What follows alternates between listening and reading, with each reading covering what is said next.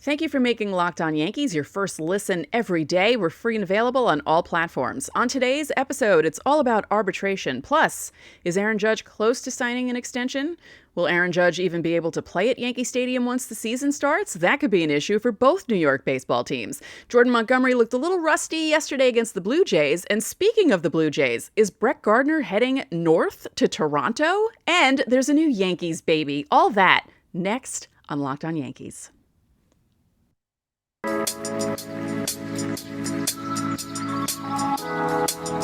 You are Locked On Yankees, your daily New York Yankees podcast. Part of the Locked On Podcast Network, your team every day.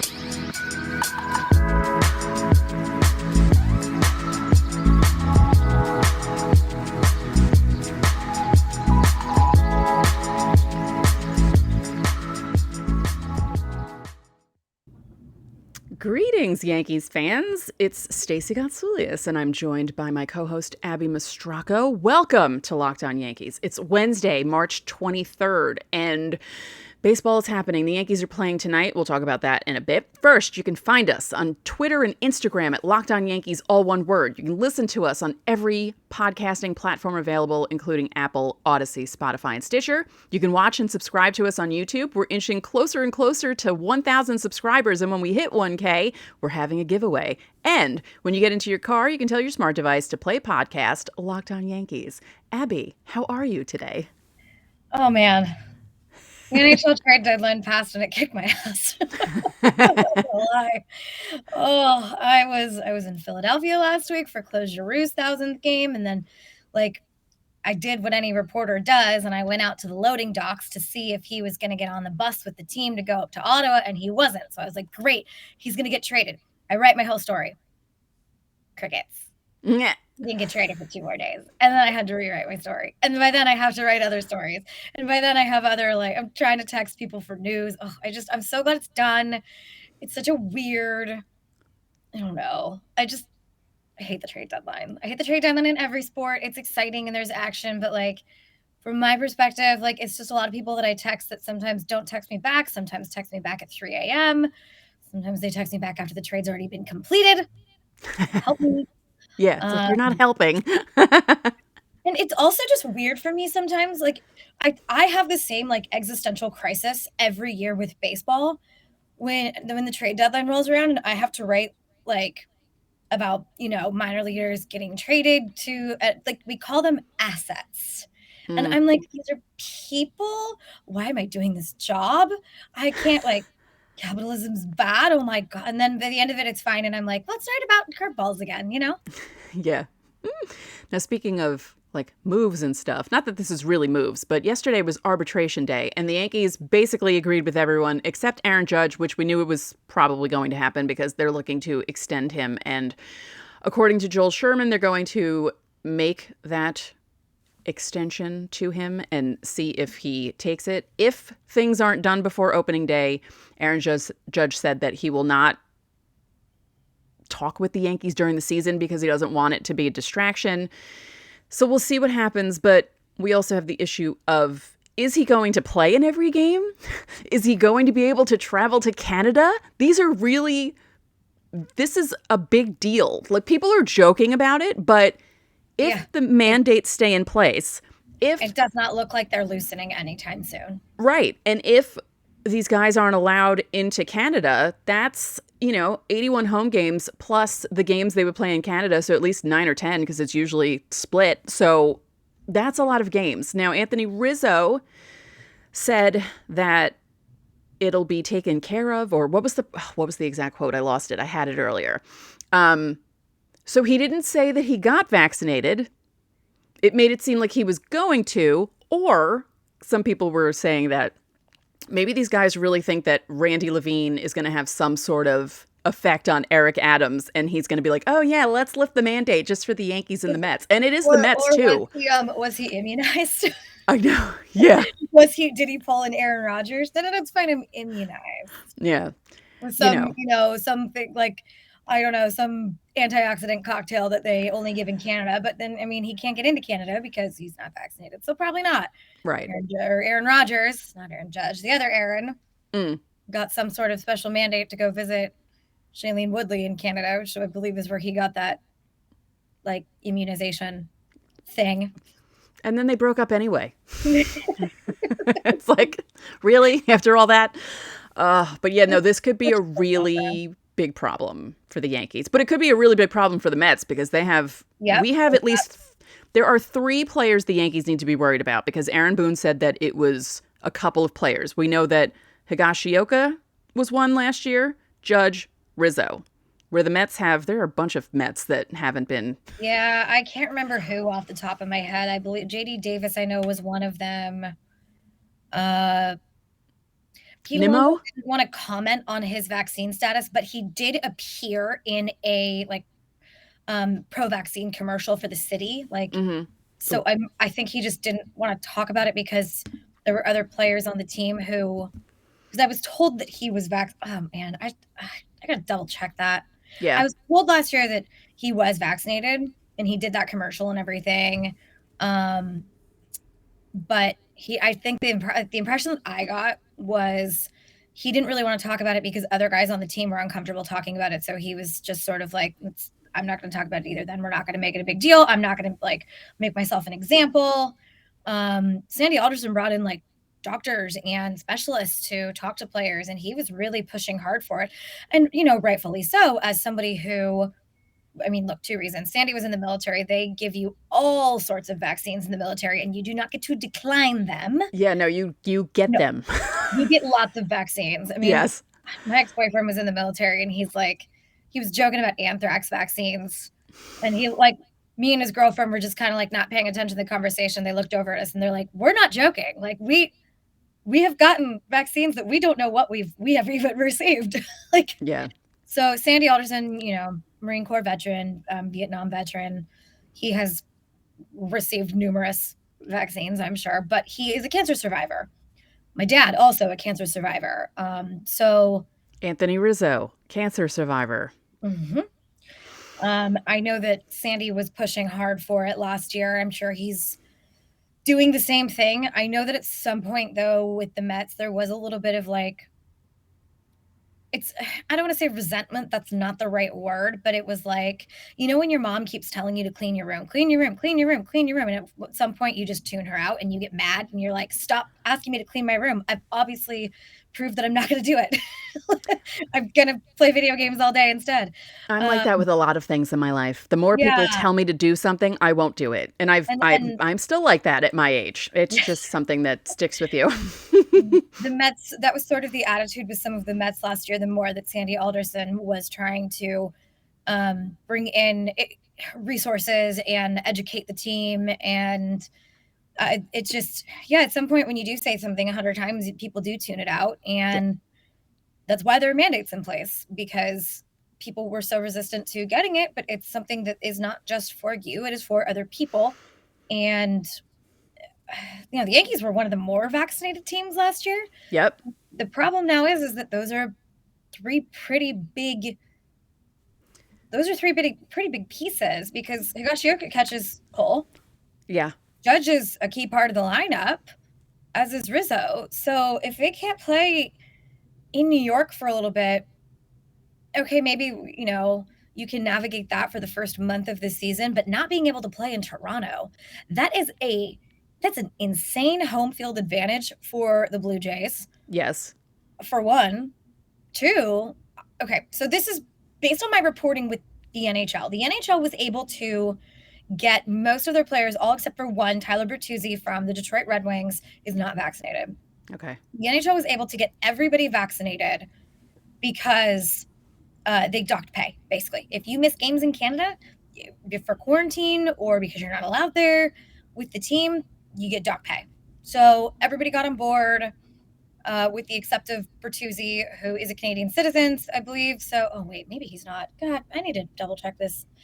Anyway, I talked to some players during the preseason who talked to me anonymously, and the sentiment that I got was, it's not a big deal right now that they're not vaccinated and they can't come to Canada with us.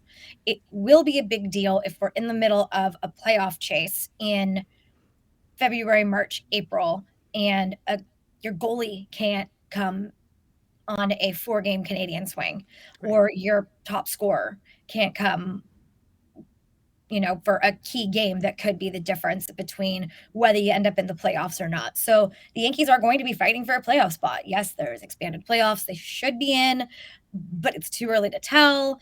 Lots of things can happen from now until then. And this could be a strong enough locker room that it doesn't matter, but you got a lot of players on that team, and there's at least going to be one or two who are upset when they're at an AL East rival in the middle of a heated series and their best bat can't play. Their best bat's just at home. How do you? It's going to cause some problems. It's going to cause some problems internally, some fissures internally. Yeah. Let's say that, because I don't know how this is a team that's good about not letting things get to the surface. Right. But I do think that whether it's with the Yankees or whether it's with the Mets or other teams, not being able to play in some key series in Toronto where they have a very good team and playoff aspirations. The Red Sox are in the same situation too. The AL East, really, there's going to be some resentment. There is definitely going to be some resentment. There are going to be people that look at you and say, you're not doing all you can as a teammate to help this team win. Yep. And I mean, it's bad enough that they're not doing enough to help other people stay healthy, but the fact that they're going to screw with their teammates' livelihoods, because what if someone is forced to play more than they normally play, or they injure themselves because of this, or, something happens where because someone else isn't playing, there are all these different scenarios that could possibly happen, and it could cause something bad to happen in the clubhouse. And you definitely don't want that. And you don't want these guys to be out during key games. Toronto made some moves that the Yankees probably should have made. And because of that, the AL East, which was already insane in 2021, is probably going to be even more insane in 2022. And not having those guys is going to be really bad. Now, Toronto's going to have one hell of a home field advantage, and nobody likes playing at Rogers because of the turf. Right. So that's going to be it's going to get interesting, and it might be the difference maker whether some teams make the playoffs or not make the playoffs. Some American League teams, whether they are able to play in Canada or not, and I can't imagine that. Look, the Mets just went out and spent all this money. How can you justify missing a couple games because you're not vaccinated? When this team is it's built to win right now. Yeah. The Yankees, they're built to win. Are they good enough to win in this division? I don't know. Are the Mets good enough to win in their division? Maybe, but without some key players, it's going to cause problems. Yeah. It's going to cause problems in the clubhouse. It's going to cause problems in the front office. It's going to cause problems with the fans. Some of the fans are probably mad at me already, or both of us, for talking about this, Yeah. Most liberals, call us what you want. That's fine. It's about taking care of the people around you and the high risk people. But at the same time, when you're part of a team, you have to get on board with things. And it's just, you got to have some real strong clubhouse leadership. But I can't imagine that Aaron Judge would feel very good about missing a key series in Toronto. Right. And this is setting up to be kind of a crucial season for him. It's a contract year. He might have to, the arbitration stuff, he might have to sit there on a Zoom call and listen to the Yankees tell him why they don't think he is worth the money that that he wants. Right. That's a weird conversation to have. Because that's what arbitration is. You have to state your case to an arbitrator, and then your employer has to state the case. And then the arbitrator decides whose salary number is closer to what the real value is. Right. do you want to sit there with your employer and like, some of us have done it when we were starting jobs, like haggling over dollars and cents, but like in a contract year when he's sacrificing his body, it's kind of it's just a weird, awkward scenario that has the potential to be very unfortunate for both parties in a contract year like this. Mm-hmm. And if he doesn't want to discuss numbers during the season, well, he might have to discuss arbitration. He might have to discuss arbitration numbers with Yeah. on a Zoom call with an arbitrator in the Yankees. It's just like nobody wants to do that. No. It's just sort of, I don't know, demeaning sometimes. The whole arbitration thing can be very demeaning and awkward, and it doesn't really like encourage you to want to play hard for your employer. But then again, he's got a team who he wants to play hard for, and it's like there's so much involved with Aaron Judge right now, and I'm sure all he wants to do is play baseball. He did. I mean, that's what he said. He's like, I'm just worried about making it to the first spring training game last week when he was asked if he was vaccinated. Like, that's all he wants to do is play baseball. And there's so much other stuff going on right now that I really wonder. I wonder how it affects him and how it's going to affect the clubhouse. Mm-hmm.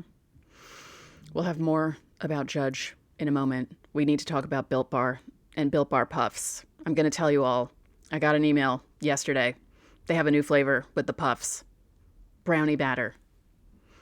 If I wasn't broke, I would have ordered it, but I'm broke and I couldn't because that sounds really good. Puffs are the first ever protein-infused marshmallow. They're fluffy, marshmallowy. They're not just a protein bar. They're a treat, and they're covered in 100% chocolate. Besides that surprise brownie batter flavor that came out, there's churro, coconut marshmallow, banana cream pie. They're all really good. They'll be your new favorite. All Built Bars are covered in 100% chocolate. That's 100% real chocolate. They're low calorie, high protein. All the flavors are really good. They're all delicious. The new ones are coming out all the time. If they think a flavor might be good, they'll make it, and it'll be good for you and delicious, and they basically just find a way. Like, they'll think of a flavor and just find a way to make it taste good and be good for you. So go to Built.com, use our promo code LOCKED15 and get 15% off your order. Again, that's promo code LOCKED15 for 15% off at Built.com. Thank you for making Locked On Yankees your first listen every day. You should listen to Locked On MLB Prospects when you're done with our show. Host Lindsey Crosby is a prospect encyclopedia, and he's going deep on the MLB stars of tomorrow, including some names we may see on the field in Yankee Stadium in the not-so-distant future, and it's free and available wherever you get podcasts. So the funny thing about, well, no, it's funny. Judge and Rizzo and Higashioka possibly not being able to go to Canada is that there are rumors swirling about Brett Gardner being looked at by the Blue Jays because, as we know, Brett Gardner is not in Yankees camp yet, and he still wants to play, and that would be weird. That would be weird. I would not like that at all. His agent's been pretty adamant that he still wants to play, and he still thinks he can play, and I think that would be a good move for the Blue Jays because they've got a lot of young kids, and he's a great mentor. I mean, the Yankees had him around for a long time for the baby bombers for that reason. Yep. Or as one of the reasons that they had Right. Brett Gardner around for as long as they did. And it would be. I get it. The Yankees are ready to move on from him. I don't know that some of the fans are ready to move on from him. It sounds like the players sure aren't ready to move on from him. No, That's what happens when you have like a really good figure in your clubhouse. It becomes, nobody wants to see you go, and it becomes an important voice that you end up missing, and that voice is going to be influential somewhere else. Yeah. Because, he was a true leader in that clubhouse. It's been around since 2008. He's very respected. Yeah, he's the last remaining member of the 2009 World Series winning team. Every player on that team, even the new guys, that even Joey Gallo, who only came in for half a season, was, singing the praises of Brett Gardner. Lucas Leckie, who's a pitcher, was singing the praises of Brett Gardner. Because, yes, it's a team, and yes, they're all together, but you always kind of picture in your brain that the guys who play closer together and who are like on the field together would be the ones that hang out more and do things more. But, he was the type of player that talked to everyone, did things to everyone. Big practical joker. Some of the stuff that he's done. Oh gosh. Oh, what was the one? Oh, he did something really funny to Phil Hughes, and Phil Hughes documented it on Twitter, and it was really hilarious. And I wish I could remember exactly what it was. There was something else with a key fob from a car that he did to someone to screw with them. Well, maybe it's to sneak up behind guys and scare them when they're not paying attention. Yeah, yeah. I've seen him do that a few times. I love that. Yeah. Was it Letke that said that he attached a snake to a Red Bull can in the article? Was it him or so? Like he went to pull it out for him, and the snake came out of the locker room, and he would put like fake cockroaches and bugs in places to scare people. And, so aside from the practical joker part of him, the leadership and the Yankees, they have some guys in the clubhouse who can do that, but it's really having Brett Gardner having that experience of winning too. Aaron Hicks talked about that.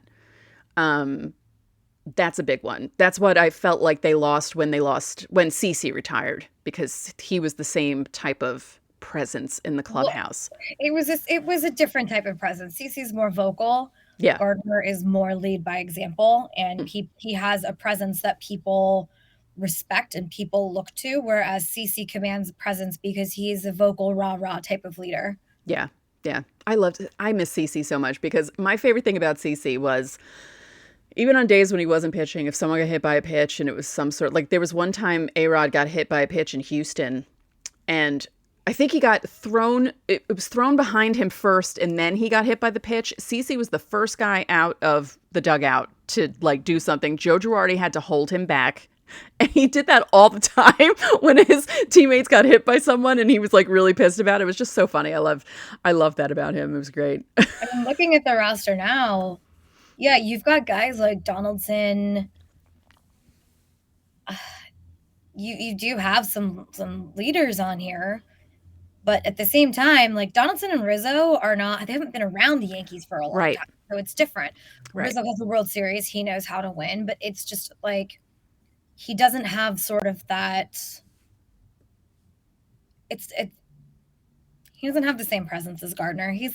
Rizzo does have Rizzo's a very respected player, but when you haven't been in the organization, it's tough to sort of like can be able to not implement the culture. The culture's already been implemented, but like continue to build on the culture if you haven't been in the organization for a long time.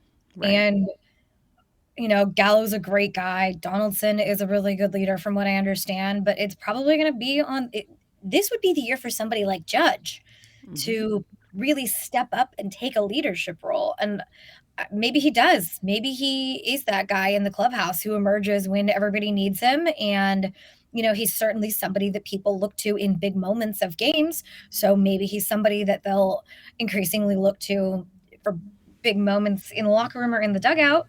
But it just right now they are missing that sort of that backbone. Yeah. Yankees have always had that because the history of, what it means to wear pinstripes is so different than what it means to wear any other uniform in professional sports. There are very few that sort of like come with this history and this culture that is expected, that has been the culture for a long time in New York. Yeah. So without somebody who's been there for a long time, it's different, Yeah. Cameron Maben said that on the broadcast on Sunday or Monday. He said, the uniforms are all made the same. He's like, but those pinstripes are heavier than others. And you feel the weight of them when you put it on, and your responsibility when you're a Yankee. And he said that's why when the bunch of us stepped in that year, when all those other guys were injured, we knew we had to really contribute to the team. And I found that interesting, the way he said that. I thought that was a pretty good statement about what it's like to have to step in and be a Yankee. I think that's a really good characterization of it. Yeah. I've heard from some other people, we've talked about it on the show as well, how difficult it is to play in New York, but the pressure does start to feel like weight. And it's not just pressure from fans, it's pressure from the front office, from baseball in general, because this is a team with expectations year after year after year. Yeah. Yep. And, Chicago is not the same. Chicago is a big market city, but it's not the same. Look at what happened with Javi Baez last year going to the Mets, the thumbs down thing. That didn't play well, and that's something that maybe Francisco Lindor and Javi Baez had both said, well, nobody booed us in Cleveland and Chicago. This isn't Cleveland. This isn't Chicago. This is New York, and there are expectations. Oh, yeah, for both teams. Yeah. Every year, no matter what the team puts out, no matter what the roster looks like, you could have the worst roster in baseball, but you're in New York, and it doesn't matter because New York fans expect you to do well. And they expect you to produce. Yeah. And if you don't produce, they will let you know how upset that they are with you for not producing. Ultimately, the fans don't really have a say in who goes anywhere. It's the front office's decision, but it's tough to end up on the back page of the New York Post. Oh, yeah. As a caricature when you screw up. That doesn't happen in Chicago. No. So Rizzo performed well under pressure last year. He came into a tough spot when the Yankees were, sort of trying to figure out their identity last year and compete in a tough division, which wasn't necessarily what we expected from the team. We expected them to be more dominant than they were. Yeah. So Rizzo came in and did well in a tough spot. And I think he's just going to continue. He's going to continue to be the presence that he was last year, and it might grow this year. And, Donaldson might have an increased leadership role because there's just no other long tenured Yankees except for Judge, who's going through a lot of stuff right now and may not even be around for a lot of games. Yeah, it was funny. When I was reading that article about Gardner and all the players talking about him and stuff, and it was saying that, right now, Josh Donaldson is the elder statesman in the Yankees clubhouse, and Brett Gardner is 2 years older than him. Yeah. I watched rookie Brett Gardner hit a walk-off July 6th, 2008. Seems like a lifetime ago. And it's just so funny for him to be the old man in the league. But that's how it happens. Robinson Cano is the old man on the Mets. I mean, he's going to be 40. I thought he was still 38 for some reason. No, he's going to be. Just lose 2 years of our lives. Yeah, he's going to be 40 in October, I think. 2 years younger than they actually are. Yeah, because I was thinking about when Cano and Wong came up, and then Melky, and so 05, 06, and just thinking about how young Cano was. He was 22 when he came up, and thinking about him turning 40 is just wow. That's just crazy. It's crazy. I just can't even, I can't. Now, speaking of aging and taking care of yourself, our next partner, our newest advertiser, has a product that I use literally every day. I started taking Athletic Greens because honestly, I've hated taking vitamins and pills. I've been like this since I was a kid. And it's a mix that you put in a drink and you just drink it instead of having to swallow pills. And it has everything you need to make your body feel better. So, Athletic Greens, you're absorbing 75 high-quality vitamins, minerals, whole foods sourced superfoods, probiotics, and adaptogens to start your day right. And it helps your gut health, nervous system, immune system, energy, recovery, focus, and aging. All the things I need. I take it every morning, before breakfast, before my coffee, and I sip it. I don't chug it. Some people like to chug their drinks. I don't do that. And I enjoy it. The taste is really good. And it's good if you're doing keto, paleo, vegan, dairy-free, or gluten-free diet. So it's good for everyone. It's cheaper than getting everything all together. All the different supplements will add up to a lot. This is just one thing that you need to take. And it was created when their founder experienced a ton of gut health issues and ended up on a complicated supplement routine that cost him upwards of $100 a day.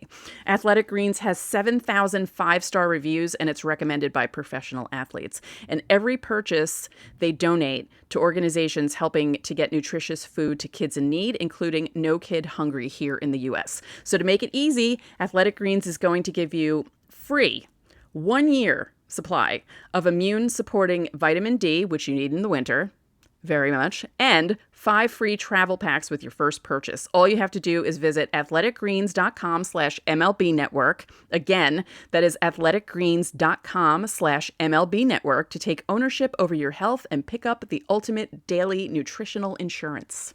It does actually taste good. I was afraid to try it, I'll admit it, because, those powders are like gritty looking and everything, and it's not a strong taste and it's not a light taste. It's like just in the middle, and it's actually very pleasant. So I recommend it. I do. So let's see what else. Oh, Yankees are playing Baltimore tonight. Not that that's a big deal because it's spring training, but Davy Garcia is starting. And yesterday, Jordan Montgomery started against the Blue Jays, had a bit of a rough time. Again, it's spring, and he said that he felt rushed with the short spring training and he didn't feel like he was really like that ready for it. And he also said that he felt nervous and tense. So don't worry, he's not hurt. So even though he gave up like 3 runs in like less than an inning of work, and they brought him in, took him out, brought him in again, and he was not missing bats yesterday. Don't worry about it, everyone. It's spring training. It's okay. There is nothing to read into spring training games at all. Guys are working on different pitches.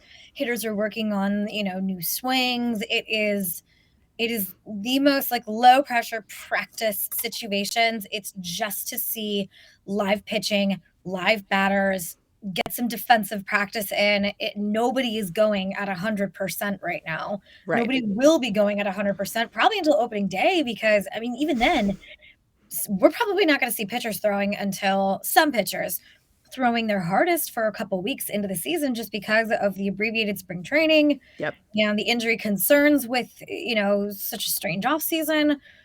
Don't read into spring training games. Do not panic about bad performances. Yeah. It's gonna be okay. Panic in May. Yeah. Wait until May. You can be nervous in April. Don't panic until May. Don't give up on the season until July? Memorial Day. July 4th. Don't give up on the season until July. Yeah. Because even then, there's been some seasons where people think that teams are just going to crap out around July 4th, then the All-Star break happens, and then they go on a tear. So baseball is weird that way.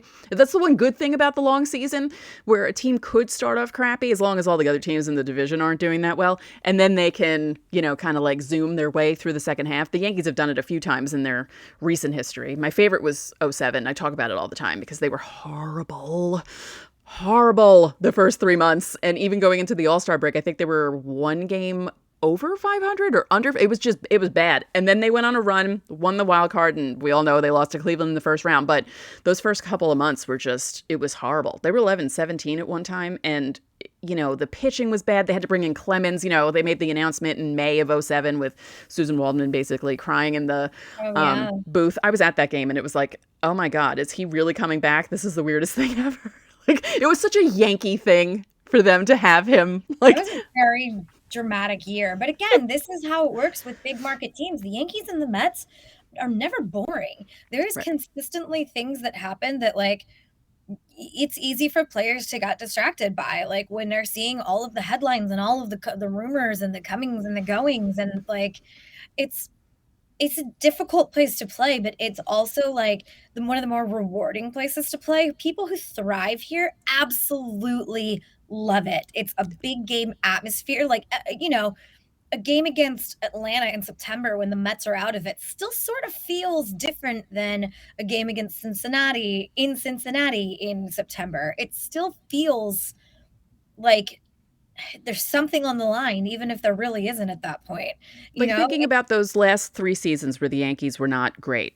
13, 14, 16. 13, you had Mo's last run. 14, you had Jeter's last run. 16, you had the baby bombers come up, and you had Aaron Judge and Austin, what's his name? Oh my God, why can't I think of his last name? What's his last name? Austin Meadows? No.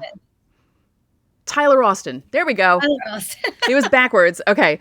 Hit back-to-back home runs in their debut. Gary Sanchez comes out, kills the ball. So even though they didn't make the playoffs in those 3 seasons, there were things to look forward to at the end of those seasons that wouldn't have been something to look forward to in other markets. You know, it's like it's just different here. There's it's such a pressure cooker, but the people who do well really do well, and some people find it exhausting. But if you're gonna, Cameron Maven said it best: the weight of the pinstripes is something that you feel whenever you put them on, and I think it's similar with the Mets too. Although there's sort of like it's different. It's more of just like pressure to not screw up and embarrass yourself. Yeah. Speaking of the Mets, speaking of the Mets, while we were recording, in our system, if someone tries to get in, they pop up on the side. And Ryan, the host of Locked On Mets, is I guess he needs to record. So we're gonna wrap things up. So before we go, Gleyber Torres is a dad. He became the dad of a newborn baby earlier this week. He still looks too young to be a father. I can't. And it's just he's young. I know. What is he? 24? Going to be 24? Yeah. I couldn't even imagine being a parent. I couldn't imagine being a parent 25. Now, but I couldn't imagine being a parent at that age. Like, no. I think it's just because, like, this is the age that people traditionally, 25 is like not actually that young to be having a kid. Right. But I think people like of our generations have been having kids later and later. I'm 35 and I don't have kids. Right. But so when some of my friends who are younger than me have kids young, I'm like, why? Yeah. Yeah. It's just because we see it at our generation has waited longer and longer, but for some people they do want to build their families earlier. And, congratulations to Gleyber Torres. And well, my generation is kind of strange though, because I do have some friends who had babies not right out of high school, but I have a couple of friends who were like 22, 23. But then I also have friends who waited till after they were 40 to have kids. I mean, I have a friend who has a 2-year-old and we're 47. I can't even imagine. Wow. But yeah, my aunt did have her last kid close to 50 now that I think about it. Yeah. And I couldn't, no. I'm exhausted just watching my friends' kids. There's no way. Having cats is exhausting enough. That's enough for me. I can't even do that. But I'm a great aunt, not a real aunt, a fake aunt. My 2 little nieces in California, Avery and Addison, love me. I got videos last night from their Disney dance classes. And then I FaceTimed with Avery, and she was very excited to show me her Moana dance. Nice. So that is, for me, just having, nieces, friends, kids, that's fine for now. But I do have friends who, want to build their families earlier. There's nothing wrong with that either. And congratulations to Gleyber Torres and his partner. I don't know her name, unfortunately. I'm sorry. I usually always try and shout out the wives because, let's be honest, they're doing the hard work. Right. They're the ones carrying the babies and delivering them. The guys are just standing there being, push. Exactly. So. But I don't know her name. And honestly, it's been such a busy couple weeks. I don't know my own name. And it looks like in the YouTube right now, it is Lindsay Crosby. And my name is actually not Lindsay Crosby. Oh, no. I didn't even notice that. Oh, my God. There we go. It's been like that the whole show. This is great. Okay. Minutes to notice if you're listening to the podcast. It took me 30 minutes to notice on our system that Lindsay Crosby's name was underneath my photo. Yeah, it's been that. It's been I had a vacation 2 weeks ago, and then I worked every single day since my vacation. And it's sometimes, look, I cover 60-something teams. It's really hard to keep track of all the names. Yeah. I keep track of my own. And I don't even know how to edit that, so that's going to be fun. Okay, so I apologize to everyone on YouTube for screwing that up. And, it's not even my Monday today. I recorded on Monday. I recorded on Tuesday. I'm recording today. And, for the off season, my Mondays were Wednesdays, and I'm behaving like it's a Monday. It's very strange. I don't understand what's going on. Anyway, that's it for this episode of Locked On Yankees, which is part of the Locked On Podcast Network, your team every day. Abby and I would like to remind you that you can listen to the show in Apple Podcasts, Google Podcasts, Odyssey, Spotify, Stitcher. You can watch and subscribe to us on YouTube. Again, we're inching closer to 1K, so get us there and you might win a prize. And when you get into your car, you can tell your smart device to play podcast Locked On MLB. Now make your second listen of the day Locked On MLB. Paul Francis Sullivan, please call him Sully, brings you his unique perspective on the major leagues, both past and present. It's free and available wherever you get podcasts. I'm still laughing about the graphic. One more thing, if you could be so kind, please rate the podcast and spread the word about this podcast to your fellow Yankee fans. We'd really appreciate it. So enjoy your Wednesday, and we'll talk to you tomorrow.